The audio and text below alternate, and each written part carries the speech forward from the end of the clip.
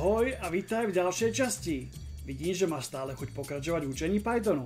A to je skvelé, lebo len postupným učením bude z teba ten pravý programátor alebo programátorka. V predchádzajúcich častiach sme sa už naučili, čo sú premenné, dátové typy a ako si do nich uložiť hodnoty. Teraz si ukážeme, ako s týmito hodnotami pracovať. Na to nás slúžia tzv. Operátory, ktoré poznáme viac menej zo základnej školy. Ale niektoré operátory sa v Pythone trochu inak zapisujú. Už sme si viac menej aj niektoré ukázali, ale poďme si ich prebrať celé. Operátor je vlastne znak alebo symbol, ktorý hovorí Pythonu. Urob s týmito hodnotami nejakú operáciu.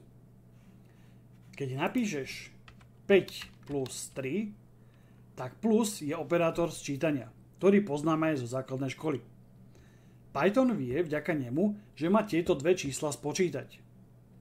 Ak by sme nechali len tieto čísla 5 plus 3 v našom PyCharme, tak Python ich po spustení síce spočíta, ale ten výsledok sa ani nezobrazí a ani neuloží do premenej.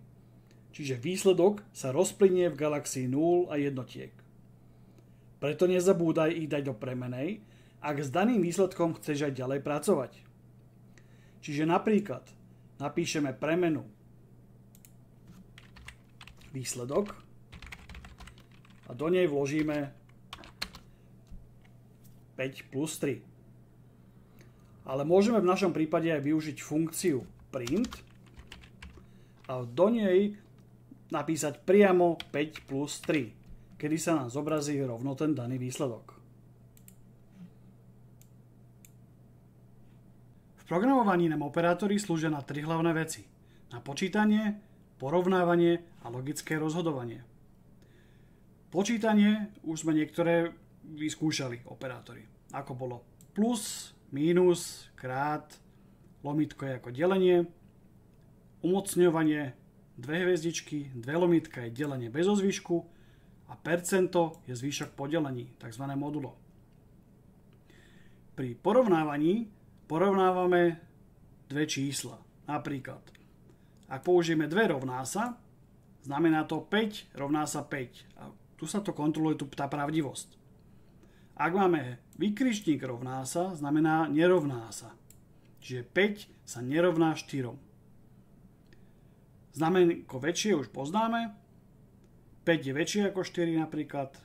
Menšie zase opačné znamenko. Môžeme mať tiež väčšie alebo rovné, alebo menšie alebo rovné. A posledné máme logické rozhodovanie. AND logické A, čiže ak svieti ľavé svetlo na aute, tak musí svietiť aj pravé svetlo na aute. Musia byť obidve podmienky splnené, aby bolo pravdivosť. OR, logické alebo, stačí nám, ak svieti iba jedno svetlo na aute. Druhé nám nemusí svietiť. Alebo potom NOT, logické negovanie, čiže opakom toho, čo chceme.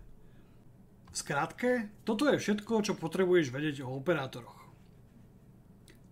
Ako sa spočítava, že máš plus, mínus, krát, deleno, umocňovanie, delenie bez osvičku, zvýšok po delení. Pri porovnávaní sa bere pravdivosť, čiže ak sa rovná, nerovná sa, je väčšie než, menšie než, väčší alebo rovný, menší alebo rovný. A potom logické rozhodovanie AND, OR alebo NOT. Čo je nové oproti obyčajným operátorom z matematiky, je to, že máš dve hviezdičky pre umocňovanie, dve lomítka pre delenie bez zvyšku, percento na počítanie zvýšku po delení. Taktiež pri porovnávacích operátoroch, kde porovnávame ľavú stranu s pravou stranou, používame dve rovná sa. Pretože ak použijeme jedno rovná sa, jedná sa len o priradenie. V Pythone jedno rovná sa je priradenie, dve rovná sa znamená matematické rovná sa. Všetky tieto operátory môžeš kombinovať. Python dodržiava klasické matematické pravidlá. Najprv zátvorky, potom násobenie a delenie, až potom sčítanie a odčítanie. A to je všetko, čo potrebuješ vedieť o operátoroch. Určite si všimol, že používam symbol ako mriežka, po anglicky hashtag, alebo viac úvodzoviek. Volá sa to komentár. Komentár je text v programe, ktorý si program nevšíma. Slúži iba pre človeka, ktorý program píše alebo číta. Hej, čiže vysvetľuje ti, čo kód robí napríklad, alebo ti pomôže do budúcnosti pochopiť logiku tvojho programu. Alebo sa môže použiť na tzv. Dočasné vypnutie, alebo inak povedané zakomentovanie. Napríklad mám tu na riadku 14 print funkciu, ak predtým dám hashtag, všetko, čo je za týmto hashtagom, sa automaticky zakomentuje. Program nevníma túto funkciu, ale berie ho ako komentár. Tým pádom je momentálne znefunkčná táto funkcia. Ak to vrátim, tak vidím, že sa hneď aj farebne označí a môžem použiť túto funkciu. Pri trojúvodzovkách to nie je úplne oficiálny spôsob, ako komentovať niečo v Pythone. Používa sa to hlavne na vytvorenie stringu, textu, ktorý je na viacerých riadkov. Ak ho však nepoužiješ ten string, tak svojím spôsobom zaniká, ale nezaniká úplne, svojím spôsobom ostáva v pamäti. Čiže preto je lepšie používať čisto na komentár iba mriežku. A to je z tejto časti všetko. Teraz je čas na prestávku. Ak si niečo ešte poriadne nepochopil, môžeš si video pozrieť znovu a keby si potreboval lepšie dovysvetľovať doterajšie učivo, tak môžeš využiť možnosť priamej interakcie s lektorom, čiže so mnou.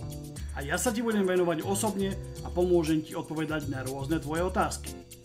Choď na stránku www.redblueacademy.com a dozvieš sa viac. Zatiaľ ahoj!